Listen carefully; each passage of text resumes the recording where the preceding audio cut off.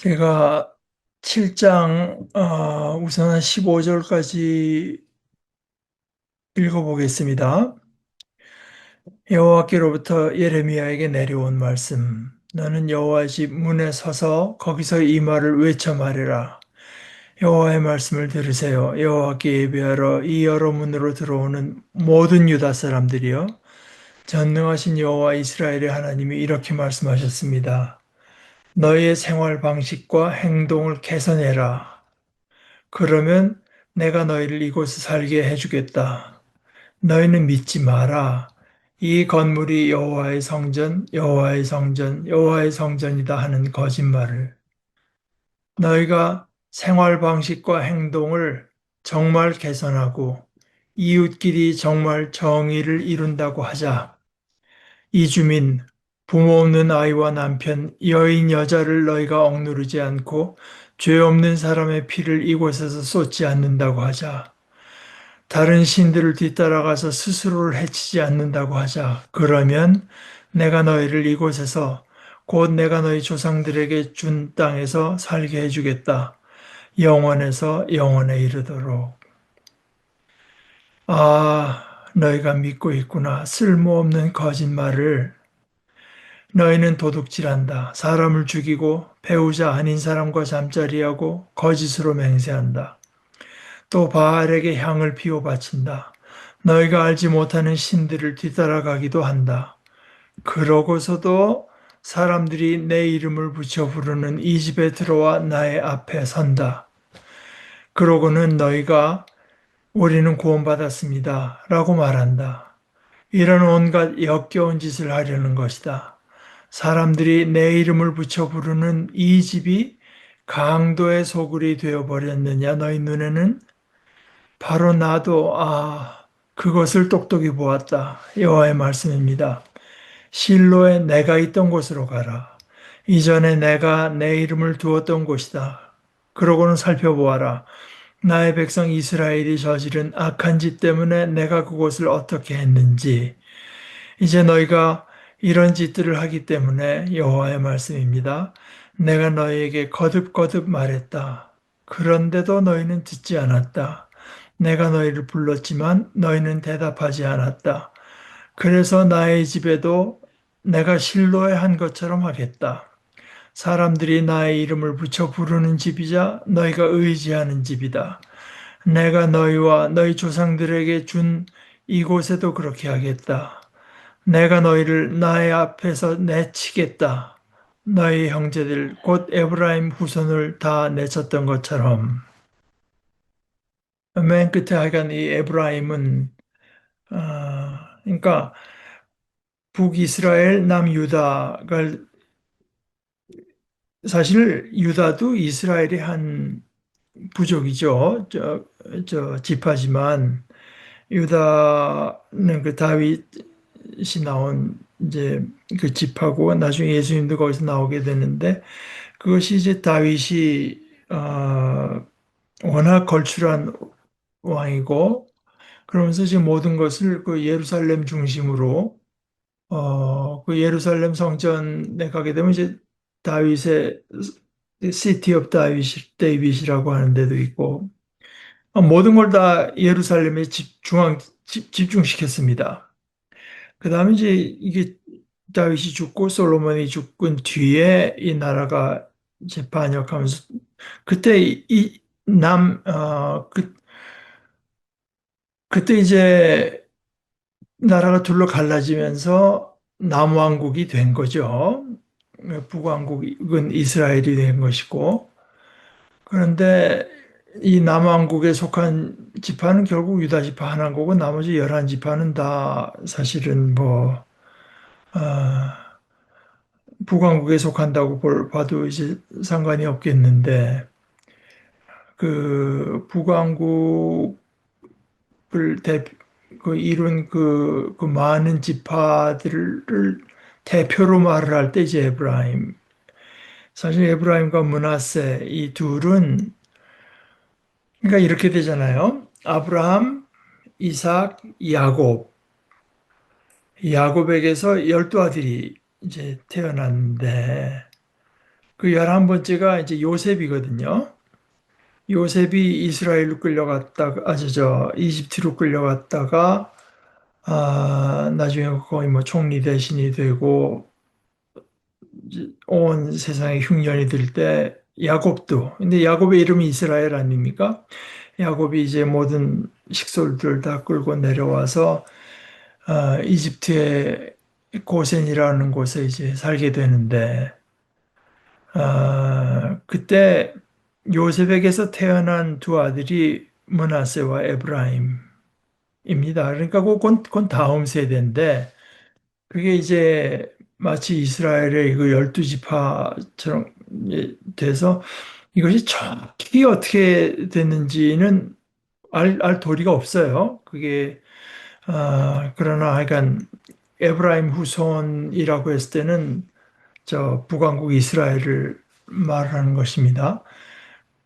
그들을 내가 다 내쳤다. 너희들이라고 이제 다를 것 없다는 말씀을 하나님께서 하시는데, 그러니까 이 엄청난 사실 아, 그 너희를 나의 앞에서 내치겠다고 하는 이 심판의 메시지를 하필이면 성전에 가서 전하라고 하는 거예요. 여호와의 집 문에 서서 거기서 이 말을 외쳐서 말해라. 근데 이것은 뭐 우리가 지난주에도 좀 살펴본 바지만, 아, 저는 이제 암만 보아도 오늘 이 소위 성전 설교, 이 부분은 정말 오늘의 한국 교회가 귀담아 들어야 되는, 깊이 묵상해야 되는 이제 부분이라고 생각합니다. 아, 그래서 사실 얼마나 무섭습니까? 이 건물이 여호와의 성전이다, 여호와의 성전이다, 여호와의 성전이다 하는 거짓말을. 사실 거짓말이 아닌데 이게 거짓말이 된 것입니다.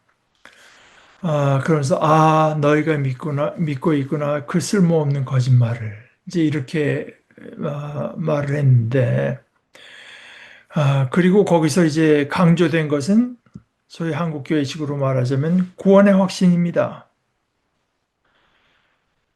뭐 우리가 어떻게 사느냐, 우리가 행동하느냐가 얼마나 중요하다는 말을 하게 되면 소위 그 한국교회의 고착화된 표현으로는 그걸 행위 구원론 이러면서 우리가 믿음으로 구원받는 것이 행위로 구원받느냐 하는 말로 이제 그 성경의 말을 교회에서 이제 만들어낸 말로 억누르면서 아, 이제 그 그릇된 행위, 그러니까 우리가 그릇된 행위를 가진 채로라도 구원의 확신을 가지는 것이 아주 지고의 선인 것처럼 말을 하는데,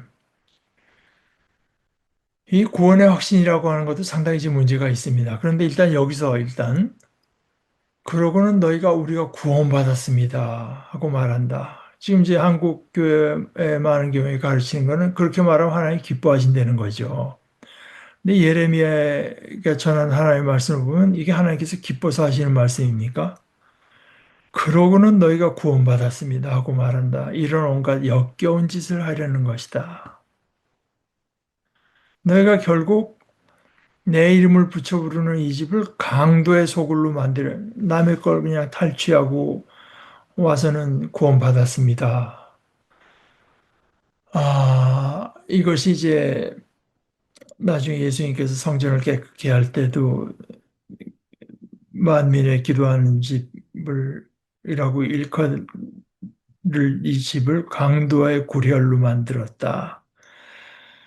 아, 이 종교라고 하는 것이 우리의 신앙을 북돋우고 우리의 신앙을 바른 길로 이제 잡아주는 역할을 하는 것이 아니라 신앙과 삶을 분리시키는 것을 뭐 이제 분리시키는 것을 이제 에,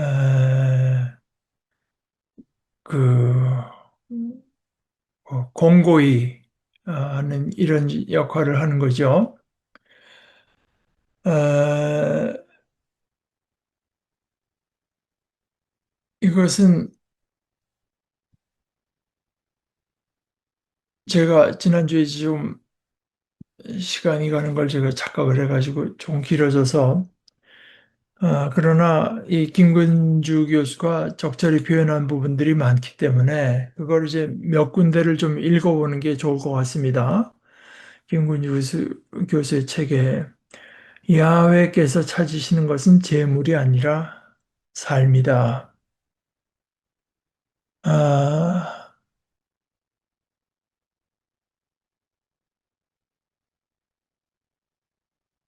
이 하나님을 닮아가는 삶을 살겠다고 하면서 가난한 이웃을 돌아보지 않는다면 그것은 결국 하나님이 아닌 엉뚱한 신을 섬기는 것, 하나님이 아닌 엉뚱한 신을 말하자면 우상입니다. 우상을 숭배하는 것이다. 이제 그 종교개혁자 마틴 루터가 하는 한 유명한 말 중에 You either have God or neither. 그러니까 너는 하나님을 갖고 있거나 우상을 갖고 이거 아무도 갖고 있지 않은 사람은 없다. 이제 이런 건데 예수님 말씀대로 하자면 열매를 보아서 나무를 안다고 하는 거죠.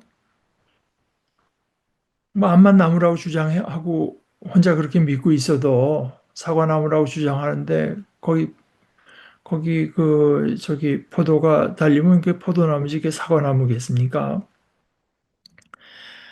아, 이제 하나님이 이렇게 강조하는 그 우리의 삶의 모습의 핵심, 가난한 이웃을 돌아보는 건데요. 거기에 대해서 전혀 마음이 없으면서 오히려 그것을 안 해도 우리의 구원에는 뭐 하등 문제가 없고 그런 걸 안 하면서도 내가 구원받았다는 확신을 갖고 있으면 그 믿음을 하나님께서 기뻐하신다는 이런 식의 궤변을 늘어놓는다면 그거는 야훼 하나님이 아닌 또 다른 신, 엉뚱한 신을 섬기는 것, 즉 우상을 숭배하는 것이다. 그렇다면 우상 숭배는 본질적으로 종교적인 제의, 종교의식에만 충실하고 가난한 이웃을 돌보지 않는 종교 행위인 것이다. 우상을 숭배하지 않고 진짜 참되신 하나님을 섬기려는 사람은 결코 가난한 이웃을 무시하며 살 수가 없다. 이 두 가지가 참 편리하게 분리되어 있다면 그런 사람은 참 믿음은 좋은데 역시 그 이웃에 대한 관심이 좀 약해. 이게 아니라 신앙 자체에 문제가 있는 것이다. 정말 무서운 우상은 욕망의 총화로서의 재물이다. 이것이 예수님께서 이제 너희가 하나님과 만몬을 겸하여 섬기지 못한다고 한 거죠. 그래서 오늘 우리의 진정한 적은 뭐 이슬람 세력이 갑자기 와서 뭐 늘어난다거나 사람들이 불교의 매력을 느껴서 이게 확산되고 있다거나 뭐 사람들의 마음을 파고드는 뉴에이지 운동 이런 게 아니다. 수천 년 전 이스라엘에게나 지금의 우리 교회에게나 가장 강력한 재물은 대적은 재물로 구체화된 우리의 욕망이다. 이걸 이제 사실은 뭐 제가 여태까지 읽은 것 중에 제일 간략하게 이제 표현한 것들 중에 하나가 그 칼 막스라는 사람이 자본을 쓰면서 그 앞에 서문에 영국 교회 그건 이제 런던에서 쓰지 않았습니까? 그때 아마 영국 국교회가 밑에 신앙의 조목이 28개인가 29개가 있는 모양인데 영국 국교회는 내가 그 29개 중에 28개를 다 이게 잘못됐다고 이제 증명을 하면 자기를 미워하겠지만 그러나 자기네 가진 재산의 29분의 1을 손해보게 한 것만큼은 아닐 것이다. 29분의 1을 손해나게 하면 그보다 엄청 더 화를 낼 거다. 그 뭐, 그건 그 마크스의 생각이니까 그 생각이 정당한지 아닌지는 뭐, 아, 알 수가 없는 얘기지만 최소한 이제 그 사람들의 눈에는 이제 그런 식으로 보였다는 거죠. 아, 그리고 불행한 것은 우리도 사실은 결코 그렇지 않다고 자신 있게 말할 수 있겠습니까? 또 근래에 제가 이제 인용을 했지만 저희 은사 홍창희 선생님 뭐 밖에 무슨 뭐 도킨스가 어쩌고 뭐 밖에 그 무신론적인 철학을 펼치는 사람. 근데 그것보다 홍창희 선생님 보시기에 문제는 소위 예수 믿는 사람들의 마음속에 하나님이 없다. 신앙인 신앙인이라고 자처하는 사람들의 중심에 있는 그 무신론적인 태도. 그게 문제다. 아, 뭐 하나님은 있을 수도 있고 없을 수도 있고 이 땅에 사는 동안에요. 죽을 때는 그 하나님 꼭 있어야 내가 천당에 가겠지만 아, 그러나 이 땅에 있는 동안에 돈 없으면 그건 내가 살 수가 없지. 이런 태도. 아, 여기 땅도요. 오늘 본문에 나타나는 것을 이제 김근주 교수는 이런 식으로 풀었었죠. 분명히 하나님께서 이건 약속으로 주신 땅이지만 정의로운 삶이 수반되지 않으면 그 땅은 더 이상 그들의 것이 아니다. 땅을 붙잡고 그 성전을 사수한다고 해서 땅과 성전을 지킬 수 있는 게 아니다. 오히려 성전 밖에서의 올바른 행위가 성전에서의 삶을 지켜준다. 이게 성전을 하나님의 집이다. 야훼의 집이라고 부르는 거는 뭐 구약 성경에 면면이 이어지는 전통이고 그것이 이스라엘의 믿음인데 그러나 이러한 믿음조차도 그릇된 행실과 그럼 어쩌다 보이는 그릇된 행실이 아닙니다. 그 그릇된 행실을 당연히 여기는 사람이 살려면은 이 생존 경쟁의 사회에서 그 하나의 말씀 갖고 살 수가 있나? 이런 식으로 그릇된 행실과 이 믿음이 결부되면 그 믿음조차도 거짓말이 되고 만다. 말 자체는 거짓말이 아니지만 그릇된 행실을 고치지 않는다면 거짓말이 되는 것이다. 성전 안에서 내가 어떻게 지내느냐, 성전 안에서 내 하나님의 신앙인으로서의 모습이 어떠냐, 이런 것이 내가 성전 밖에서 하루하루 어떻게 살아가느냐 하는 것을 정당화하지 못한다.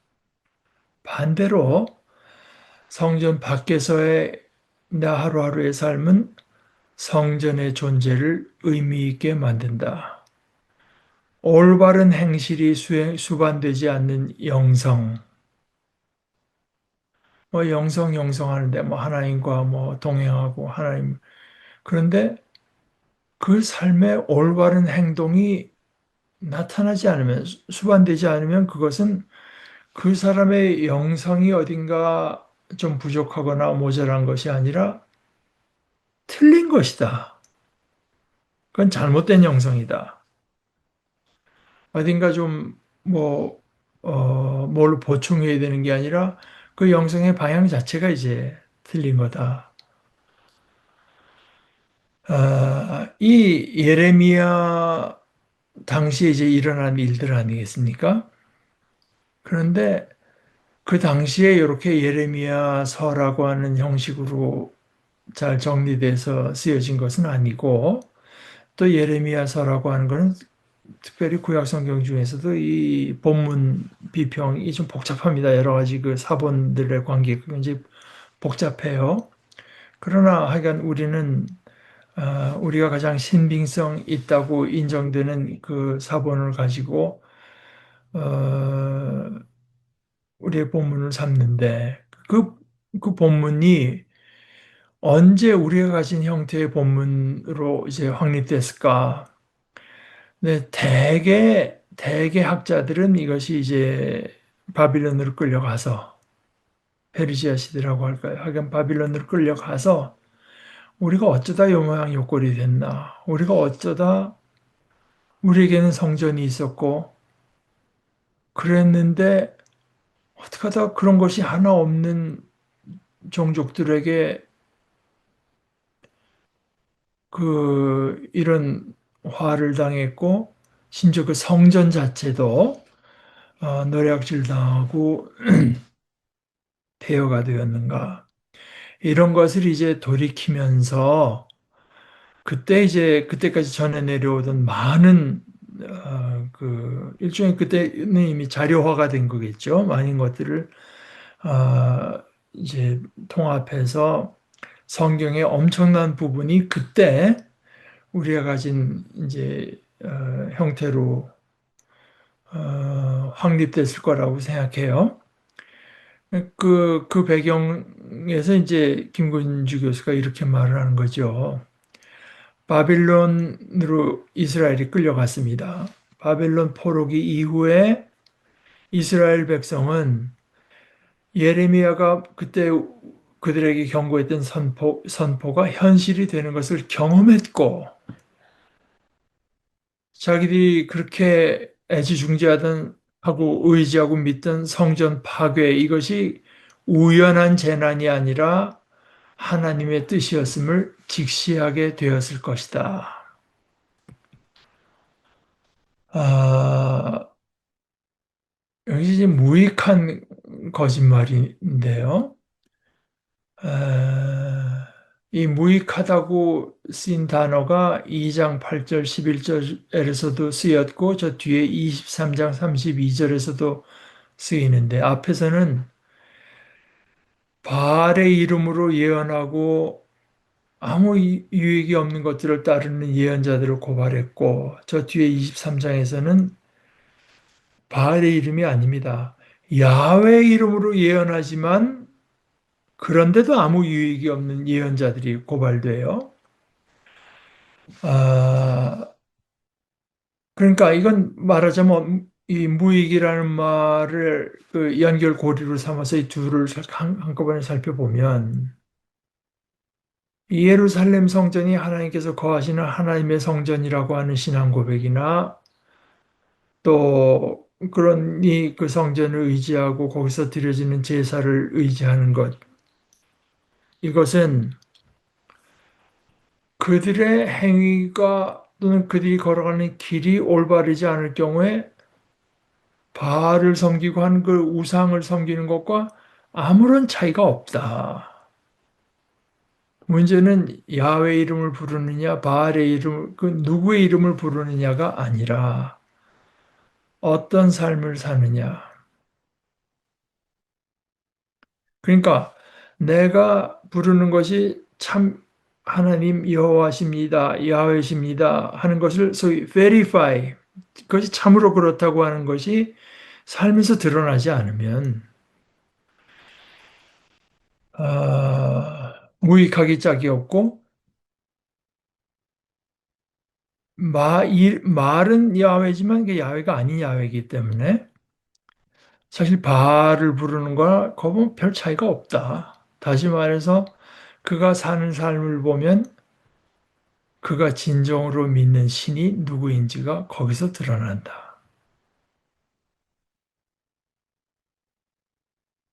분명히 예루살렘 성전은 내 이름으로 일컬음을 받는 집이다.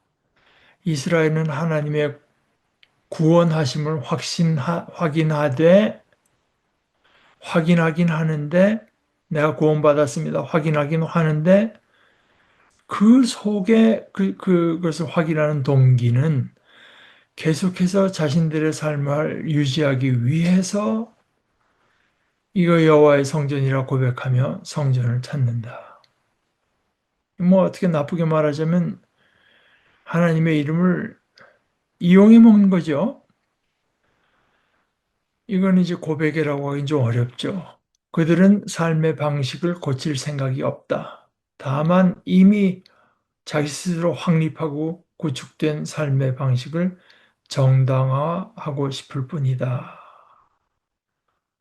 그러면서 나아가서 이제 김군주 교수의 표현은 그 많은 성경 구절들을 뭐 정말 오자 탈자가 없이 암송하고 인용하면서 오직 믿음으로 얻은 의로움의 김군주 교수의 표현은 취한 그 오직 믿음으로 얻은 의로움에 취한 오늘의 우리 교회는 예레미야의 이 고발 앞에 무슨 말로 변명할 것인가? 변명하겠습니까? 오히려 김건주 교수의 생각으로는 오늘 예레미야가 살아있어서 이 말씀을 선포했다면 많은 교회는 그를 당장 행위로 구원받는다고 주장 행위 구원론자 혹은 바울 사도가 그렇게 분명히 말한 이신칭의 믿음으로 의롭다함을 얻는다를 거부하는 이단으로 정죄당하고 말았으리라.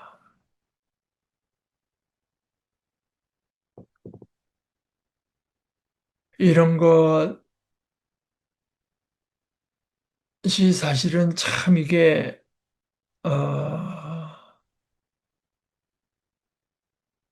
저 뒤에 이제 26장에 7장이지만 여기는 26장에 이제 예레미야가 성전을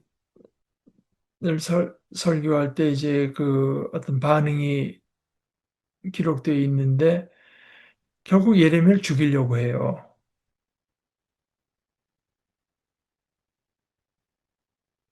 그러니까 어, 우리가 바른 하나님께서 원하시는 바른 믿음을 이제 가져야 된다. 그것밖에 없다.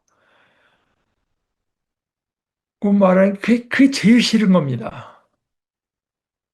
그 소리가 제일 듣기 싫은 거예요.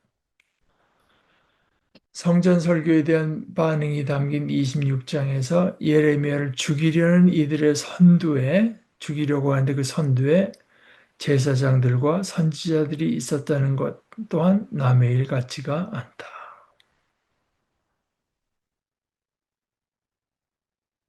사실 이 예루살렘 성전 이거는 하나님께서 지키신다고 하는 말씀을 이제 성경에서 찾아볼 수 있는데 이사야 36장에서 38장의 주제입니다. 또 시편의 많은 부분도 예루살렘에 대한 야훼의 놀라우신 구원을 노래한다. 이렇게 시편이나 이사야서에서 힘줘서 말하는 이것을 지금 예레미야가 도전하고 있다. 이를 생각하면 지금 예레미야가 맞서 싸우고 있는 것은 참으로 견고하고 철옹성같이 확립된 신앙 전통인 셈이다. 그렇다고 뭐 이사야서의 말씀이 잘못된 것도 아니고 당연히 시편의 말씀이 잘못된 것 아니죠. 그러나 성경을 자기를 편하게 하는 대로 발췌해서 어, 이제 멸망에 이르는 넓고 큰 길을 이제 만들어 버린 것은 어, 이스라엘이고 그 선두에 선 것이 참 오늘날로 맞아 목회자들이 되겠고 그러나 교인들도 너희들은 또 그것을 좋아하니 마지막에 어떻게 하겠느냐 이제 하나님께서 말씀하시는 거죠. 어, 뭐 이렇게 하면서도 하나님은 줄곧 말씀하셨는데, 하나님의 뜻을 밝히셨는데, 백성은 하나님의 말씀을 듣지 않고 그들 스스로 사죄를 선포하고 평화의 구원을 선언하였다. 그러니까 이게 실로라고 하는 것은 뭐 옛날 이스라엘의 옛날 이제 그 지금 예루살렘에 3년에 한 번씩 가서 순례하는 것처럼 실로에도 그때 이스라엘 백성이 3년에 한 번 갈 정도였고 그 어린 사무엘이 이제 그 가서 성전 그 하나님의 거룩한 곳으로 가서 섬기는 그 도시가 실로거든요. 그러나 결국 그것이 다 이제 파괴가 거기 그때도 그 하나님께서 거하시는 곳이었지만 파괴했던 것처럼 실로가 그 백성에게 소용이 없었듯 예루살렘 성전도 그들에게 소용이 없을 것이다. 결국 결론적으로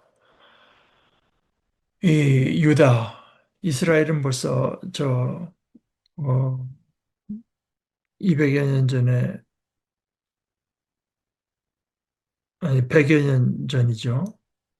100한 3, 40년 전에 망했고 유다도 이제 망하게 되는데 쫓겨나게 되는데 유다는 왜 쫓겨나게 되는가? 가난한 이웃을 돌보며 정의를 행하지는 않으면서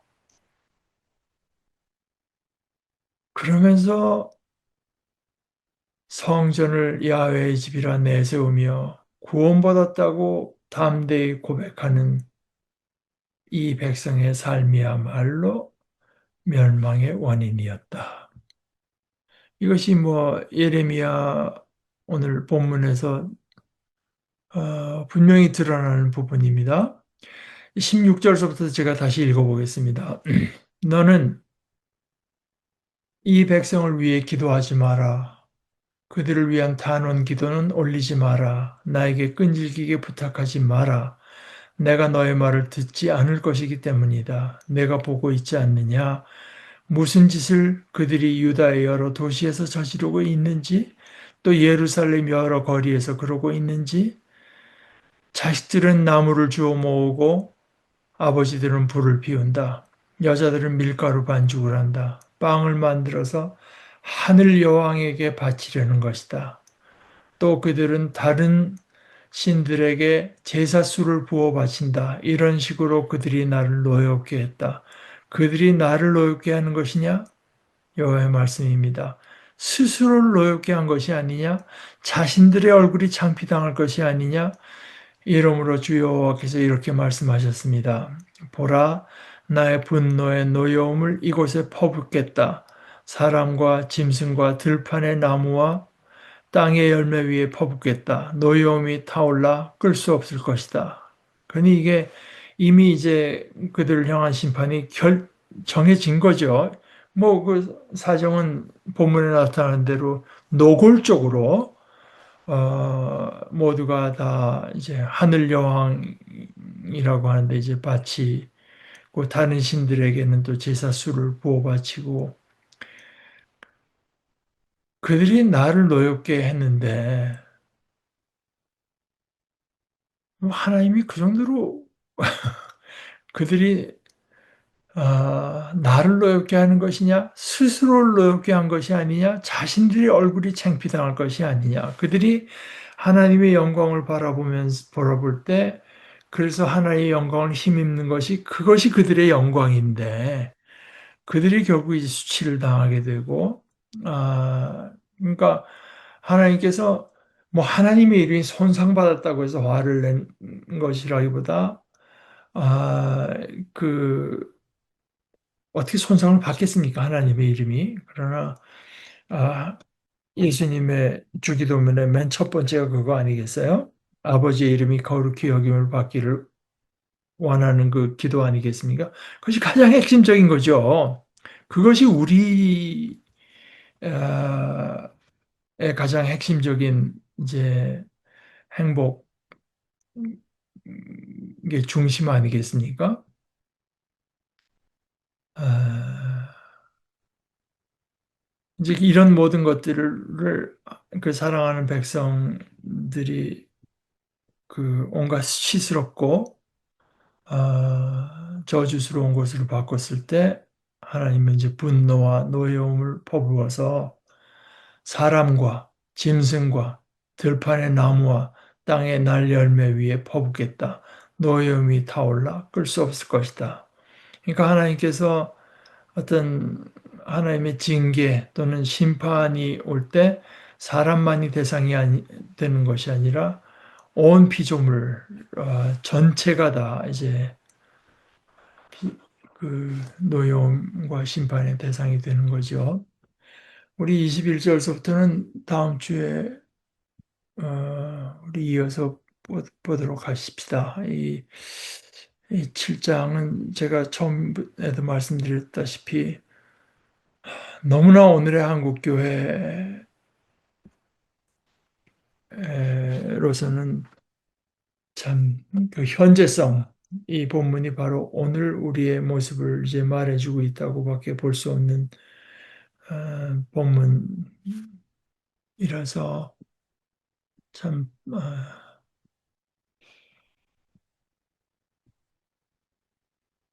가슴이 아픈 현실입니다. 그러니까 다음 주에 우리 21절에 이어서 7장을 마쳐보도록 하십시다.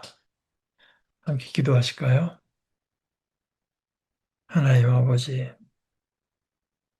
아버지께서는 어떻게 해서든지 저희들에게 영광을 입히고 싶어 하시고 번성하며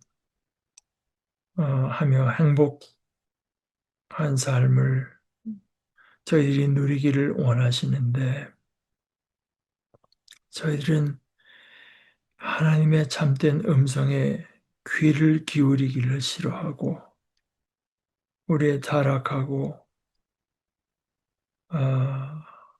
어두워지고 혼잡해진 우리의 욕망이 이끄는 대로 심지어 아버지의 말씀과 아버지의 이름과 아버지의 성전까지를 왜곡시키는 것들을 통해서 심판과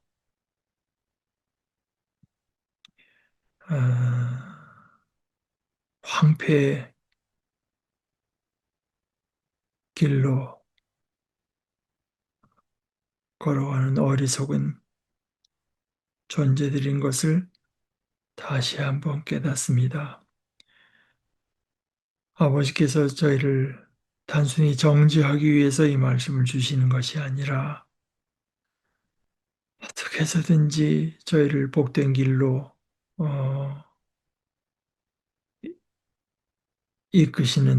이끄시고자 하시는 아버지의 사랑의 음성을 저희들 들을 줄 알게 하시고 그래서 아버지의 말씀에 참으로 우리의 귀를 기울이고 아버지께서 주시는 말씀대로 찬양하며 따라가는 저희들 되도록 저희들을 주장해 주시고 붙들어 주시옵소서. 예수님의 이름으로 기도합니다. 아멘.